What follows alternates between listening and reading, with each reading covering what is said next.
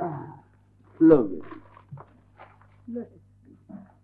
ابو ہاں آپ کی ساری باتیں ٹھیک ہے، مگر نہیں، ٹھیک بات صرف ٹھیک ہوتی ہے، بالکل ٹھیک۔ یہ اگر مگر چونکہ چنانچہ لہذا لگانے سے بات زخمی ہو جاتی۔ دیکھو بیٹی، مشروط سچائی لنگڑے آدمی کی طرح ہوتی ہے، بے بس، بے کس، معذور۔ ابو وہ فہرستیں کہاں ہیں؟ تم نے یہ تیار کی؟ ہاں، ہر چیز کی خرید و فروخت کی قیمت اس کے سامنے لکھی، اور ہاں آپ نے نمک کی تو مجھے رسید دی نہیں اس کی تمہیں۔ ارے یہ بیٹی، یہ نمک بھی عجیب چیز ہوتا ہے، اسے لوگ کھا کر حرام کر دیتے ہیں، لوگوں کے زخموں پر چھڑکتے ہیں، نمک مرچ لگا کر وہ کیا کہتے ہیں بات کو کہاں سے کہاں تک پہنچا دیتے ہیں۔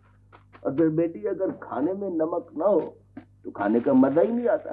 وہ مرزا غالب نے کیا خوب کہا ہے کہ مزہ ہوتا اگر پتھر میں بھی ہوتا نمک۔ ابو